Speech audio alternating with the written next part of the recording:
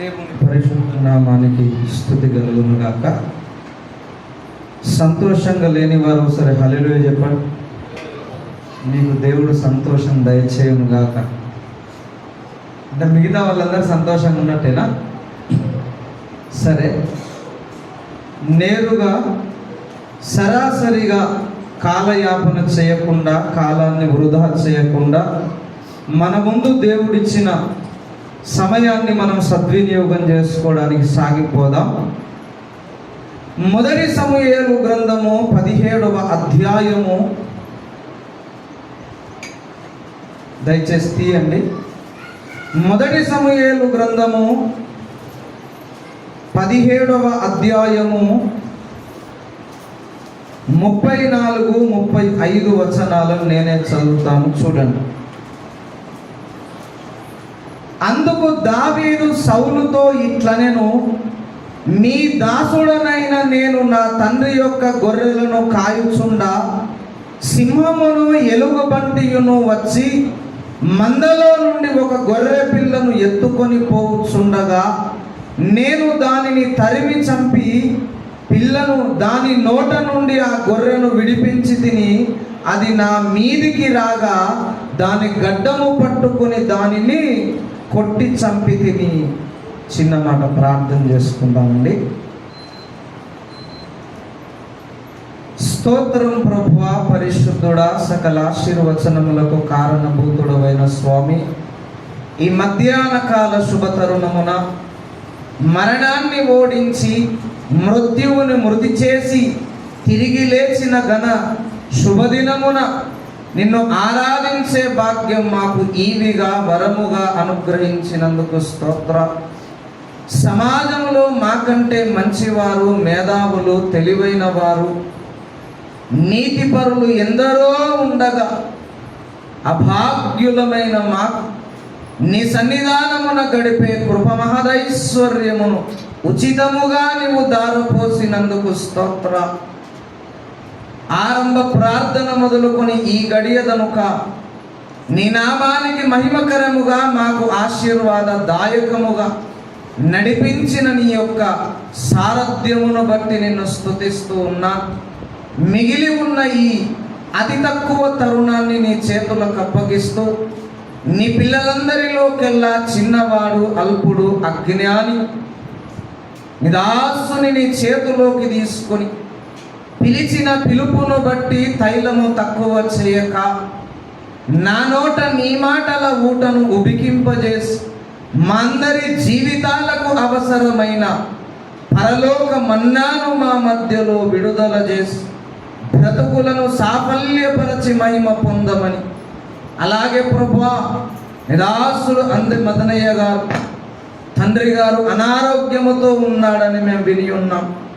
నిదాసుని మీద సిలువలో నీవు చిందించిన దివ్య నిష్కలంక పవిత్ర రక్తమును కుమారుని ప్రాణాత్మ దేహముల మీద ప్రోక్షించి అరికాలు మొదలుకొని నన్నెత్తి వరకు నీవిచ్చిన వాగ్దానము చొప్పున స్వస్థపరిచి బాగు చేసి దీర్ఘాయువు చేత కుమారుని తృప్తిపరచమని మా ప్రార్థన వినినందులకు నిండుగా కృతజ్ఞతలు చెల్లిస్తూ ఉన్న ఈ తక్కువ తరుణమును ఏకాగ్రతతో నింపి మహిమ పొందమని, మా బ్రతుకును మా బ్రతుకు పాటను సవ్యపరచి మహిమ పొందమని నీ చేతులకు అప్పగించుకుంటూ యేసు పుణ్యనామమున ప్రార్థించి మరులిడి వేడుకుంటున్నాం పరమ తండ్రి. ఆమేన్, ఆమేన్. దేవుని పరిశుద్ధ నామానికి మరి ఒకసారి స్తుతి కలుగును గాక. ఈ అవకాశం ఇచ్చిన దైవ సేవకులకు, సంఘ నాయకులకు, నా కుటుంబ సభ్యులైన దేవుని బిడ్డలందరికీ ప్రత్యేకమైన ధన్యవాదాలు. హల్లెలూయా. చూడండి, ఒక చిన్న సామెత, ఆడపిల్లను గూర్చి సమాజంలో ఒక సామెత ఉంది. ఏంటంటే, అందరి కాళ్ళు మొక్కిన అత్తగారింటికి పోక తప్పదు. విన్నారా ఎప్పుడన్నా? అందరి పాదాలు మొక్కిన అత్తగారింటికి పోక తప్పదు. అప్పగింతలు చేసేటప్పుడు ఆడపిల్ల అందరిని కౌగిలించుకొని అందరి ఆశీర్వాదాలు తీసుకొని దండం పెట్టిపోతుంది. అందరు ఏడుస్తారు కదా, అమ్మ, నాన్న, బాబాయ్, మామయ్య, నానమ్మ, తాతయ్య, ఇరుగు పొరుగు వాళ్ళందరూ ఏడుస్తూ ఉంటారు, కొంగులన్నీ తడిసిపోతాయి. కానీ ఎవరని ఉండమంటారా? ఏడుసుడే బిడ్డ టైం అవుతుంది, పో చీకటి అవుతుంది, పొద్దు పోతుందని పంపిస్తారు. ఏడవడం ఏడుస్తారు కానీ ఆడపిల్లను పంపించేదాకా ఎవరు వదిలిపెట్టరు. అది ఎంత ఖచ్చితమో ఇక్కడ పెరుగుతున్న మనం అందరము అక్కడికి పోవాలి. ఒక మాట చెప్తాను, పుట్టగానే మనం ఏమంటాం? మగపిల్లల, ఏడిపిల్ల. మన పిల్ల కాదు, ఏడిపిల్ల, ఆడపిల్ల. ఆడపిల్లలు మనం ఎందుకు పెంచాలి? మరి అల్లారు ముద్దుగా పెంచాలి. ఇంకా కొడుకు కంటే ఎక్కువగా మన వంశాన్ని మోసేవాడిని, మన తలగొరిగి పెట్టేవాడినేమో చక్కగా చూడము. ఎవరిని చూస్తాం ఎక్కువ? ఈ పిల్ల ఎక్కడి పిల్ల? ఆడపిల్ల. ఆడపిల్లలు మనమెందుకు బాగు చేయాలి, సంస్కారము నేర్పాలి, మంచిగా పెంచాలి అంటే మన పేరును వేరొక స్థలానికి మోసుకుపోయే అమ్మాయిగా. హల్లెలూయా. దేవుడు ఎందుకు అలా నామకరణం చేయించాడంటే ఇక్కడ ఎన్ని సంవత్సరాలు నువ్వు బతికినా ఎక్కడికి పోవాలి? నువ్వు అక్కడికి పోవాలి. ఇక్కడ మనము సరిగా గుణలక్షణాలను, సంస్కారమును, సంస్కరణను నేర్చుకుంటే ఈ సంస్కారమే మనకు పరలోకం దాకా వస్తుంది. ఇక ఏం రాదు. ఆడపిల్లతోనే మనం పంపిస్తామండి మనం. ఇప్పుడు ఈ మధ్యలో అన్ని కొని పంపిస్తున్నారు కానీ బైబిల్ కాలంలో, పురాతన కాలంలో అసలు అమ్మాయి చేసుకునే అబ్బాయే కట్నం ఒలి ఇచ్చి తీసుకుపోవాలి. అసలు అదే సరైన పద్ధతి. హల్లెలూయా. నేను అదే పాటించాను. అర్థమైందండి? నేను రూపాయి కట్నం తీసుకోలేదు, ఎదురు నేనే ఖర్చు పెట్టుకొని పెళ్లి చేసుకున్నా. బైబిల్కు చాలా దూరంగా ఉన్నాం. మొత్తానికి మనం ఇక్కడ సరిగా నేర్చుకున్న, అలంకరించుకున్న గుణలక్షణాలు, సద్గుణాలు, దైవ లక్షణాలు, దేవుని తత్వము మాత్రమే మనతోని పరలోకానికి వస్తుంది. ఇక ఏది రాదు. నువ్వు ఎన్ని కట్టినా, కూర్చినా, పేర్చినా, పిల్లలను పెద్ద చేసి పిల్లలకు లాభాలు, మేలులు ఎన్ని చేసినా ఎవ్వరు నీతోని రారు. ఏది నీతో? కేవలం నీవు నీలో నింపుకున్న దేవుని లక్షణాలు మాత్రమే వస్తాయి. ఆ దేవుని లక్షణాలను మనం పొందుకోవడానికి ఒక చిన్న విషయాన్ని చెప్పి నేను ముగిస్తాను. హల్లెలూయా. పౌలు అతిగా ప్రేమించిన సంఘానికి, రోమా సంఘానికి లేఖ రాస్తూ ఒక విషయాన్ని చెప్పాడు. చూద్దాం. రోమియోలకు రాసిన పత్రిక 10వ అధ్యాయము 12వ వచనం.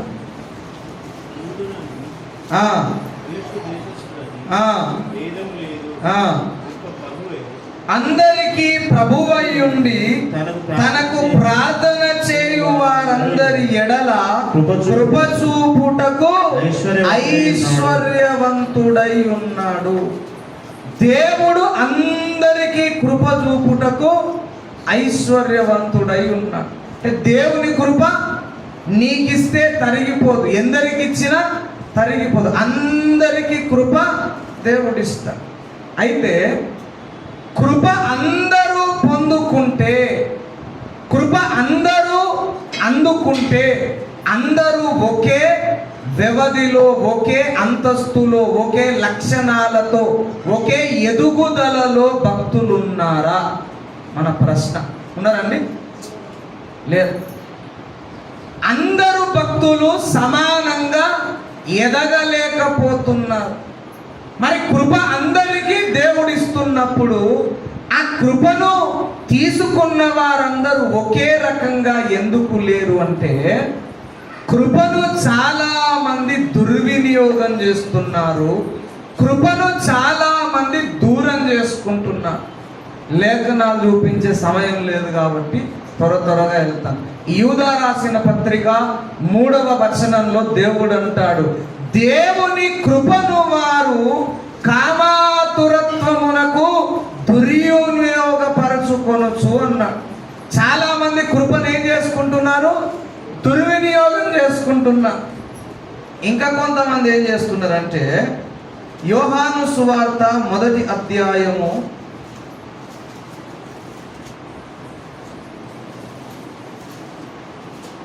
16వ వచనం చదవండి ఎవరైనా బిగ్గర. ఆయన పరిపూర్ణతలో నుండి మనమందరము కృప వెంబడి కృపను పొందితిమి. చాలండి. చూడండి, కొంతమందేమో కృపను పోగొట్టుకుంటున్నారు, కొంతమందేమో కృపను దుర్వినియోగం చేస్తున్నారు, కొంతమందేమో కృప వెంబడి కృపను పొందు. కృప ఇవ్వడానికి దేవుడు రెడీగా ఉన్నాడు. కృప కృప కృప అని చెప్తాను. అసలు కృప ఎందుకు? ఎందుకండి నువ్వు మమ్మల్ని విడిచిపెడితే కృప పొందినట్టే. కృప ఎందుకు అంటే పౌలన్ అన్నాడు 2వ కొరింథీయులకు రాసిన పత్రిక 12లో, 1 కొరింథీ 15లో ఆయన ఏమన్నాడంటే, నేనేమై ఉన్నానో దేవుని కృప వలన. అసలు పౌలు ఏమై ఉన్నాడు? పౌలు ప్రపంచానికి ఒక మాదిరి పురుషుడు, ఒక ప్రవక్త, అపోస్తలుడు, దేవుని సేవలో నమ్మదగిన వాడు, ఆయన గృహ నిర్వాహకత్వములో నమ్మదగిన వాడు. ఆయనకు ఏలెత్తి చూపే పరిస్థితి లేదండి. అన్ని విషయములలో ఆయన క్రీస్తును పోలి నడుచుకోగలిగాడు. ప్రేమలో, భక్తిలో, క్షమాపణలో, ఓర్పులో, దేవుని కొరకు శ్రమ పడుటలో, త్యాగము చేయుటలో, అన్ని విషయాలలో క్రీస్తు వలె ఎదుగగలిగాడు. ఆయన అంటున్నాడు, కృప వలన నేను ఇదంతా చేశానన్నాడు. మనకు ఏ వయస్సులో, ఏ కాలంలో, ఏ సమయంలో, ఏ పరిస్థితిలో ఏది కావాలో అది కృప మనకు ఇవ్వగలుగుతుంది. హల్లెలూయా. ఏమన్నాను చెప్పండి? కృప ఎందుకు మనకు? బ్యాగ్లో పెట్టుకోపోదామా? ఏం చేస్తాయి కృప? పొదుగుతే పిల్లలు పెడతా. కృప ఏం చేస్తుందంటే నీకు ఏ సమయములో ఏది కావాలో కృప ఇస్తుంది. హెబ్రీయులకు రాసిన పత్రిక 4:16లో దేవుడు అదే అంటాడు, సమయోచితమైన సహాయము కొరకు కృప పొందుటకు దేవుని కృపాసనము యొద్దకు మనము చేరుదము అన్నాడు. నీ బ్రతుకులో సమయానికి ఏ సహాయం కావాలో అది కృప ఇస్తుంది. అయితే ఈ కృప నువ్వు రక్షణ పొందినది మొదలుకొని ప్రభువులో కన్ను మూసే వరకు నీ తోడుండాలి. కృప వెంబడి నువ్వు కృపను పొందుకో. కృప పొందుకొనుటలో మనం ఎదగాలి. హల్లెలూయా. కృప ద్వారా రక్షింపబడ్డాం. మనం ఎక్కడ ఆగుతామియో? రక్షణ పొందిన ప్రారంభ దినాలున్న సాక్ష్యమే ఉంటుంది మనకి. వేరే సాక్ష్యం కొంచెం కష్టమే, బలివీటికి బలవంతంగా. ఎందుకు? కృప నుండి మనం కృపను పొందుకోలేకపోతున్నాం. అర్థం కావడానికి చెప్తాను నేను ఒక మాట. రక్షణ పొందిన ప్రారంభంలో వేకువన లేచి ప్రార్థన చేస్తున్నాం, అవునా? సాయంత్రం కాగానే కుటుంబ ప్రార్థన చేసాం. ఇప్పుడు ఏమైంది? ఇప్పుడు వేకువన లేచి ప్రార్థన చేస్తామా? అప్పుడున్నంత వేడి మనకుందా? మనస్సుందా మనకు? రాను ఏమైంది? నేనన్నా రాను ఏమైంది? మనలో కృపను దూరం చేసుకుంటున్నాం అంటున్నాను. అలా చాలా మంది కృపను దూరం చేసుకున్నారు. కృప దూరము కాకుండా కాపాడబడ్డ ఒక భక్తుని గురించి ఒక సంఘటన చెప్పి నేను ముగిస్తాను. 2వ సమూయేలు గ్రంథము, సమూయేలు రాసిన 2వ గ్రంథము 7వ అధ్యాయం 15వ వచనం చదవండి.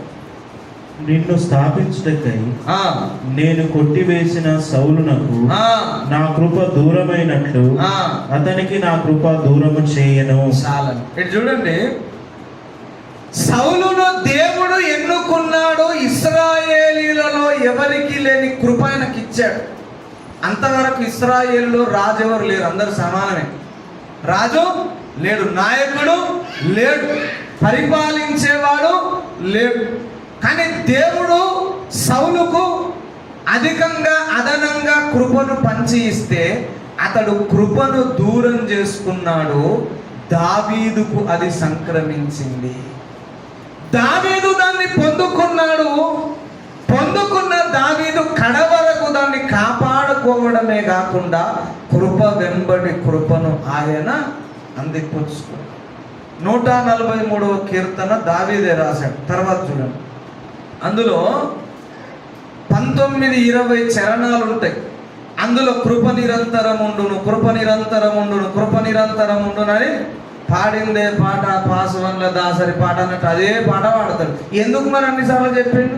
ఎవరికన్నా శివుడు అయినట్టులకు కాదు. కాదు, దేవుని కృప ఎంతగా ఆయన పొందుకున్నాడో అభివర్ణించడానికి అన్నిసార్లు చెప్పాడు. దినదినం మనం దేవుని కృపను పొందుకోవాలి. కృప ఎలా ఆగిపోతుంది అనే విషయం చాలా పెద్ద విస్తీర్ణమైనది. కానీ ఒక్క మాట చెప్పి నేను ముగిస్తా. దేవుని కృప పొందిన భక్తులకు లేక భక్తురాండ్రకు ఎలాంటి పరిస్థితులు వస్తాయి, ఆ పరిస్థితులలో మనం ఆ కృపను ఎలా పోగొట్టుకుంటామో ఒక మాట చెప్పి నేను ముగిస్తాను. అర్థమైందండి? ఇంతవరకు నా అంశం అర్థమైంది. 5 నిమిషాలు ముగిస్తా. ఏమన్నాను నేను? వందే భారత్ కూడా పోదు. అట్లా పోయినవు ఏం చెప్పాను కదా. దేవుని కృప వలన మన బ్రతుకుల్లో ఏదేది ఎప్పుడు కావాలో అది మనకు కృప అందిస్తుంది. ఆ కృపను మనం పొందుకొని కృపను కాపాడుకోవాలి, కృపను మనము పెంచుకోవాలి. కృప వెంబడి కృపను దేవుని దగ్గర నుండి జమ చేసుకోవాలి. ఆ కృపను పొందిన భక్తుని జీవితంలో ఒక సంఘటన చెప్తానన్నా. చూడండి, దావీదు ఎన్నో కుమారుడు అండి? తెలియదు. వాళ్ళ అవ్వయ్య పెళ్లి చేసుకున్నప్పుడు మమ్మల్ని పిలవలేదు కదా. యెషయికి పెళ్ళి అయినప్పుడు మనం ఉన్నావా? లేవు. యెషయికి 8 మంది కుమారులు. 8 మంది కుమారులలో ఈయన చిన్నవాడు, 8వ వాడు. కానీ బైబిల్లో 7వ వాడు అని ఉంటుంది. ఎందుకు అంటే 2వ దినవృత్తాంతముల గ్రంథం రాసేసరికి 400 సంవత్సరాలు పట్టింది. అప్పటికి ఈయన కంటే పెద్ద ఆయన అన్న ఉంటాడు, అన్న చచ్చిపోతాడు అన్నమాట. సో చనిపోయిన వారిని గ్రంథంలో రాయలేదు సంతానంలో. ఆయన 7వ వాడు, 8వ వాడు 7వ స్టేజ్కి వచ్చాడు. 8వ వాడంటే కుటుంబంలో ఎలా చూస్తారండి? చిన్నవాడిని ఎట్లా పెంచుతారు? అయ్యో చెప్పరేంట. అందరికంటే అల్లారు ముద్దుగా పెంచుతారు. ఫస్ట్ ఎట్లా పెంచుతారో తెలుసా? వాడికి ఏం తెలియదురా, చిన్నోడు. పెద్దోళ్ళని వరుస పెట్టి నువ్వు ఉన్నవా చేయమని మనకి చెప్తారు. వాడికి ఏం తెలియదురా చిన్నోడు అంటారు. 4 రోజులు పోయినాక ఏమంటారంటే, అరే అన్నీ నీకే తెలుసా, వానికి తెలుసా? ఏమైంది, అడ్డం తిరిగిందా? ఫస్ట్ ఏమో వాడు చిన్నోడు రా, వానికి ఏం తెలియదు, మీరుండగా ఎలా చేస్తారు అంటారు. కొంత పెద్ద పెరిగిన తర్వాత కూడా వీళ్ళు ఏమంటారు అంటే, అన్నీ నీకే తెలుసు కదా. వాడు బజార్కి వెళ్తే వాడు ఏం చేస్తాడో తెలియదు. మరి చిన్నప్పుడు నేర్పించగా నేర్పి చిన్నవాడినే మనం సరిగా అల్లారు ముద్దుగా నొప్పి తెలియకుండా గాయం తెలియకుండా పెంచుతాం. అయితే దావీదు పరిస్థితి అలాగూ లేదు. ఎలా ఉంది? 7 అన్నల్లో 6 బతికే ఉన్నారు. 3 రాజకోటలో ఉంటారు, 3 3 పూటలు తిని ఇంట్లో పడుకుంటారు. నాన్నకున్న గొర్రెలు, మేకలు, పశువులు ఎవరు కాయాలా? ఎవరు కాయాలి? కృప పొందిన వ్యక్తిని గురించి చెప్తున్నాను నేను. కుటుంబంలో ఏం జరిగింది ఆయనకు? ఫస్ట్ అన్నలు చేయాల్సిన పని ఎవరి మీద కొట్టది? ఆయన మీద. పోనీ తండ్రి స్పెషల్గా ప్రేమించాడా? లేదు. తండ్రి తల్లి ప్రేమ దొరికిందా? నిర్లక్ష్యము చెయ్యబడ్డాడు కుటుంబము ద్వారా అంటున్నాడు. హల్లెలూయా. నేను చెప్తున్నా, నేను గుండెల నిండా ఈ దేవుని ఎదుట సాక్ష్యం ఇవ్వగలను. మనలను కుటుంబము నిర్లక్ష్యం చేస్తుందంటే దేవుని కృప నీ మీద ఉన్నదని అర్థం అని చెప్తున్నా. నేను ఆ నిర్లక్ష్యం చేయబడ్డానండి. స్టిల్ ఇప్పటికి కూడా నేను చాలా స్థలాలలో నిర్లక్ష్యం చేయబడుతున్నాను. ధైర్యంగా ఉండాలి నిర్లక్ష్యం చేయబడితే. ఎందుకు? ఏడవద్దు కుమిలి కుమిలి, నాకేడ స్థానం లేదు, అవ్వయ్య నన్ను చూసుకుంటలేరు, కట్టుకున్నోళ్ళు కూడా చక్కగా చూడకపాయ, అన్నదమ్ములు కూడా అని ఏడవద్దు. నీవు దేవుని వలన కృప పొందిన వాడవు, కృప పొందిన దానవు అని చెప్తా. సరే, మనుషులు పక్కకు పెట్టిండండి, తండ్రి పట్టించుకోలేదు. ఆ 17వ అధ్యాయం చదివితే అన్నలకు భోజనం పెట్టడానికి అన్నలేవాడ ఏం చేస్తున్నారు? ఏం లేదు. పొద్దున్న దాకా నిలబడుతున్నారు, రాత్రి పడుకుంటున్నారు. యుద్ధం చేసింది లేదు, రక్తం కారింది లేదు, ఏం చేయట్లేదు. వాళ్ళకి ఈయన భోజనం పట్టకపోతే నువ్వు మంచోడివి కాదు, నీ హృదయ చెడుతనము గర్వమును బట్టే నువ్వు వచ్చింది. గర్వం అంటే అన్నం తెస్తాడు ఎవడన్నా? అంటే అన్నదమ్ములు కూడా ఓర్వలేదు అని చెప్తున్నా. సరే, ఇదంతా భరించాడు. మేకలను గొర్రెలను నమ్మకంగా కాపాడుతున్నాడండి, ఆరాధిస్తూ. ఆయన వయసు ఎంతో తెలుసా? 16 సంవత్సరాలు. 15-16 సంవత్సరాలని చరిత్రకారుల యొక్క అంచనా. ఎంత వయసు? మనం 15 సంవత్సరాల్లో నీకు బజార్ పంపిస్తావా చికెన్ తెమ్మని? మనకి భయం అవుతుంది. నువ్వేం చెప్తావు ఇంట్లో అంటావా కదా? అరణ్యానికి పంపించాడండి దావీదును తండ్రి. మేకలను పంపి, జంతువులను, పశువులను పంపి. సరే, ఏదో తండ్రి నిర్లక్ష్యం చేసిన దేవుణ్ణి బట్టి ఆనందిస్తూ, ఆ కృపలో ఆనందిస్తూ ఆయన బతుకుతూ ఉన్నాడు. దేవునితో మమేకమై నమ్మకంగా పనిచేస్తున్నాడు తండ్రికి. తండ్రి నిర్లక్ష్యం చేసినా, పట్టించుకోకపోయినా, తల్లిదండ్రుల ప్రేమ దొరకకపోయినా, నా తండ్రి చెప్పిన మాట నేను వింటానని చెప్పి సవ్యంగా వింటూ ఉన్నప్పుడు అడవి పోయినాక మేకపిల్ల మీదకి ఏమొచ్చిందండి? సింహము, ఎలుగుబంటి, ఒక క్రూర మృగం వచ్చింది. అది ఈయన మీద కూడా వచ్చింది. మేక వెంబడి పోతా ఉంటే మేక విడిచిపెట్టి ఈయన మీదకి వచ్చింది. నేను అంటున్నాను, కృప పొందిన ఒక చిన్న బాలుడు, 16 సంవత్సరాల బాలుని మీదకి క్రూర మృగాన్ని పంపుతాడా నేను దేవుడు? మనం జూకు పోయినాం, ఏమన్నా తినడానికి పులి నోట్లనో సింహం నోట్లనో పెడతామా? ఎందుకు? అది మీదికేం రాదు, లోపలే ఉన్నది.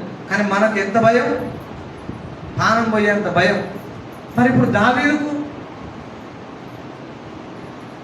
క్రూర మృగం ఆయన మీదికి వచ్చింది. నా ప్రశ్న ఏంటంటే, దేవుడు క్రూర మృగం రాకుండా ఆపాలి. కృప పొందితే ఏం రాకుండా ఆపాలి? పెద్ద సమస్య, కుటుంబంలో అల్లరి కాకుండా, అవునా, అప్పుల బాధ కాకుండా, అన్నది అనుకున్నట్టుగా పట్టిందల్లా బంగారం అన్నట్టు, ముట్టిందల్లా పసిడి అన్నట్టు అన్నీ మనకు జరగాలి. ఎవరికీ లేని సమస్య దావీదుకు వచ్చింది. ప్రాణానికి తెగించాడు చిన్న బాలుడు.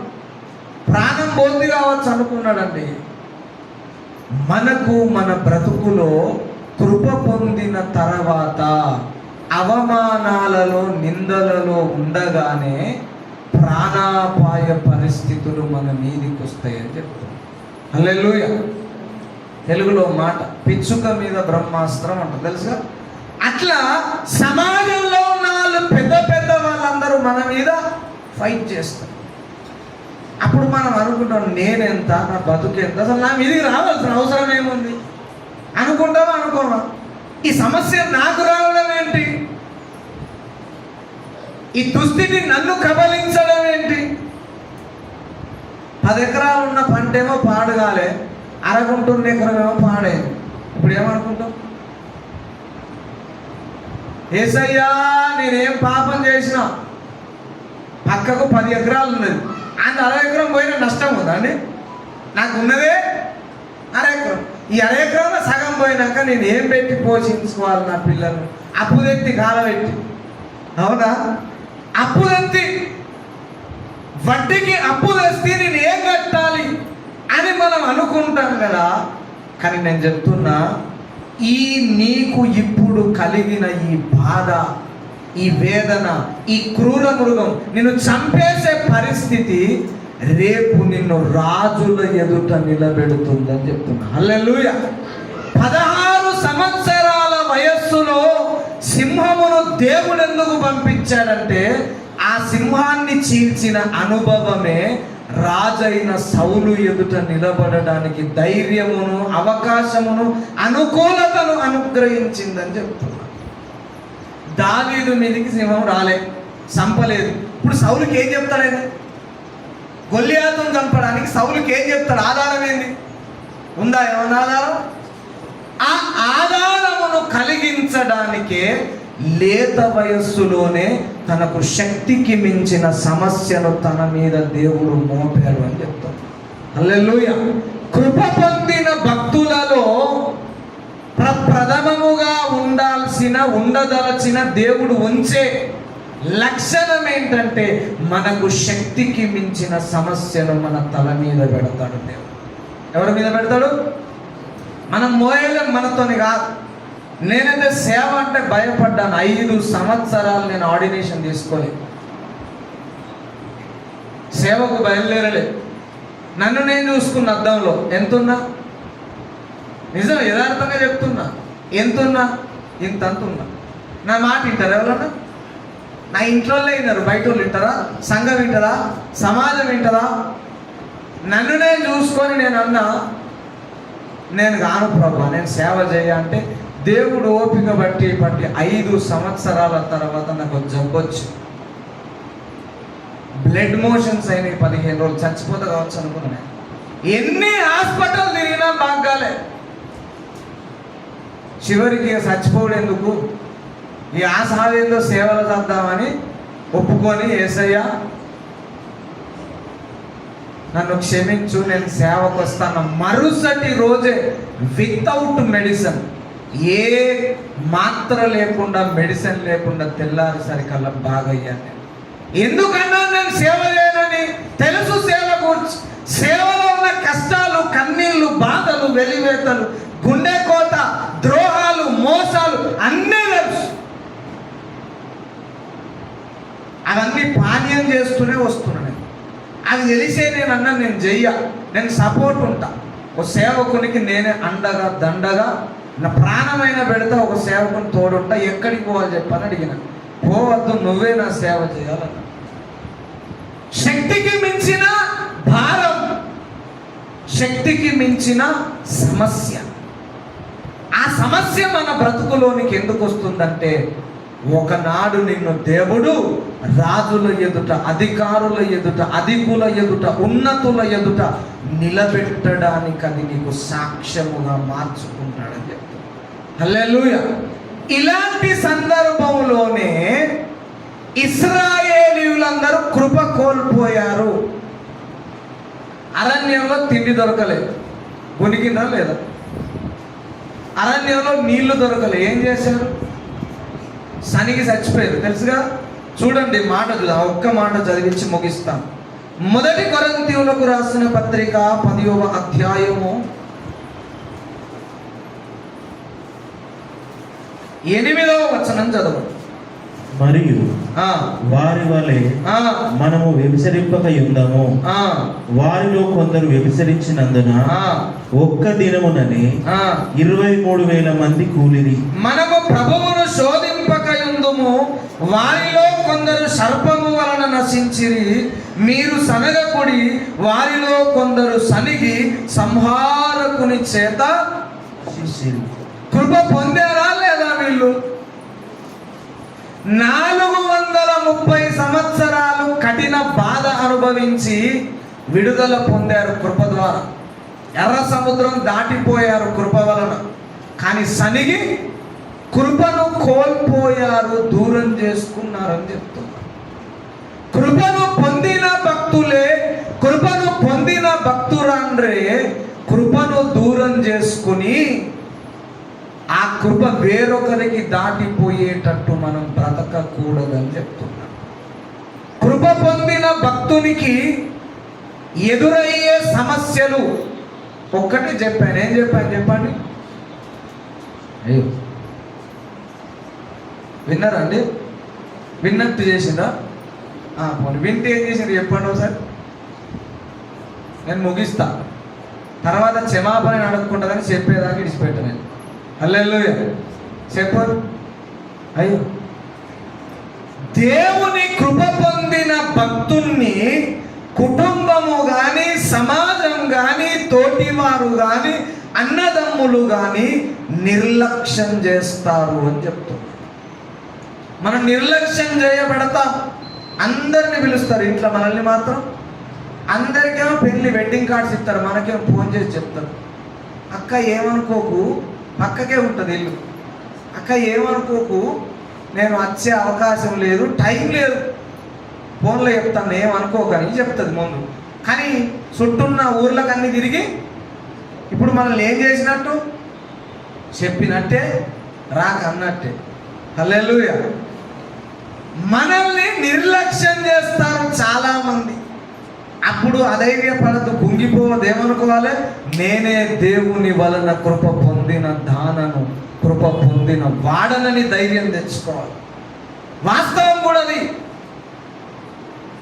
అలా ఉన్నప్పుడు నీకు తలకు మించిన భారాలు నీ మీదకి వస్తాయి. నువ్వు చేసింది కాదు, నువ్వు అనుకున్నది కాదు, నీ తప్పు కాదు, నీ పొరపాటు కాదు, నీకు తెలియకుండానే నీ తలల మీద చెప్పలేనంత, మోయలేనంత సమస్యలు, భారాలు వస్తాయి. తెచ్చి పెడతాడు దేవుడు. ఎందుకు అంటే వాటిని జయించే శక్తి నీకు ఇచ్చి దాని వలన రాజుల ఎదుట నిన్ను దేవుడు నిలబెట్టుటకు. హల్లెలూయా. కాబట్టి కృపను పొందిన మనము కృపను పోగొట్టుకోకూడదు. మనస్సులో మనల్ని అర్థం చేసుకున్నా, నాకు ప్రశ్న అండి, ఆ మనుషులను అర్థం చేసుకోవాలని ఎందుకు అనుకోవాలి? అలా ఏమన్నా దేవుళ్ళ కాదు కదా. మనుషులు అంటేనే దేవుని కంటే తక్కువైన వారు, బుర్ర తక్కువలని అర్థం. అవునా? నువ్వైనా నేనైనా మనుషులు నిన్ను అర్థం చేసుకోవాలనుకుంటున్నావంటే బుర్ర తక్కువ నిన్ను అర్థం చేసుకుంటే అర్థం ఏమున్నది? అర్థం లేదు. ఎవరు అర్థం చేసుకోవాలి, ఎవరు అర్థం చేసుకోలేరు అనుకోవడమే అసలైన అర్థం. దేవుని కృప నువ్వు నేను పొంది ఉన్నామని నేను భావిస్తున్నాను. ఆ కృపను మనం ఎవరు దూరం చేసుకోవద్దు. ఆ కృపను ఎవరు దుర్వినియోగం చేసుకోవద్దు. కృప వెంబడి మనం కృపను పొందాలంటే ఏ పరిస్థితిలోనైనా దేవుని మీదనే మనము ఆనుకోవాలి, సంతోషించాలి అని చెప్తున్నాం.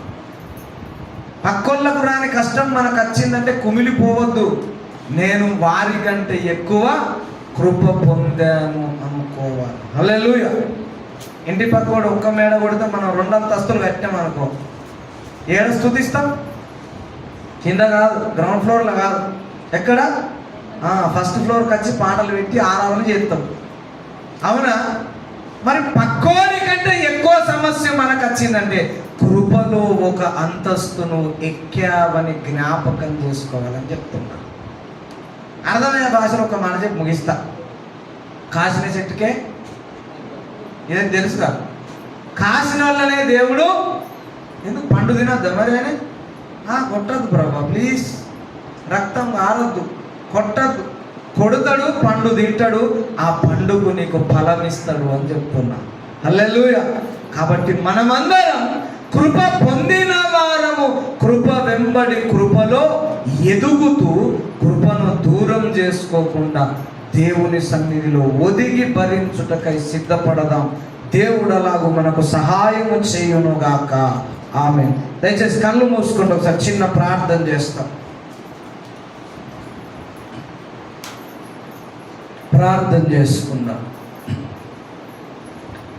దేవుడు మన మీదికి మోయలేనంత బరువును తెచ్చినప్పుడు, ప్రియ దేవుని బిడ్డ, యేసయ్యా నాకెందుకు ఈ వేదన అని బాధపడ్డావేమో. ఇకపైన నువ్వు బాధపడడానికి అవసరం లేదు. ఎందుకంటే ఇతరుల కంటే ఎక్కువ కృప నువ్వు పొందావని జ్ఞాపకం చేసుకోవాలి. ఆ కృప కొరకు ప్రార్థన చేద్దాం. స్తుతి స్తోత్రములకు పాత్రుడవైన యేసు స్వామి, నీ పుణ్య పరిశుద్ధ పాదములను ముద్దాడుతూ నీవే మా మధ్యలో బోధకునిగా ప్రబోధకునిగా నిలిచి కృప పొందిన మమ్ములను అత్యధికమైన కృపలోనికి చేయి చాపి లాగుటకై మాతో తేటగా ముచ్చటించినందుకు స్తోత్ర. ఇక మీదట ఇకపైన శేష జీవిత కాలమంతా కృప వెంబడి కృప మేము పొందుకొనుదుముగాక, కృపలో వర్ధిల్లుదుముగాక, కృపలో వృద్ధి నొందునట్లుగా చేయి పట్టి మమ్మల్ని పైకి లాగమని ప్రార్థన చేస్తున్నాం. దావీదుకు కృప దూరం కాలేదు. దావీదు వలె మేము కృపను దూరం చేసుకోకుండా కృపలో ఎదుగునట్లుగా సహాయము దయచేయమని, విన్న ప్రతి వాక్యాన్ని సందేశాన్ని మా మదిలో పదిలపరచి క్రిందికి వేరు తన్ని పైకి అనేక కొమ్మల చేత ఫలముల చేత వృద్ధి నొంది వృక్షములా మార్చి నీ ఎదుట మేము అత్యధికమైన కృపను పొందుకున్న కృపవారసులుగా నిలబడుటకు సహాయం చేయమని నిన్ను పొగుడుతూ స్తుతిస్తూ యేసు ఘననామమున ప్రార్థించి స్వతంత్రించి వేడుకుంటున్నాం పరమ తండ్రి. తండ్రి అయిన దేవుని ప్రేమ, తన ప్రియకుమారుడైన యేసుక్రీస్తుల యొక్క మహాకృప, పరిశుద్ధాత్మ నిండు సాహసము సన్నిధి సాకారము చేరవలసిన ప్రతి వారికి, రాలేక నిలిచిన వారికి, సకల పరిశుద్ధులకు సార్వత్రిక సంఘములకు సదాకాలము దేవుని యొక్క కృప తోడయుడి నడిపించును గాక. Amen. Thank you. God bless you.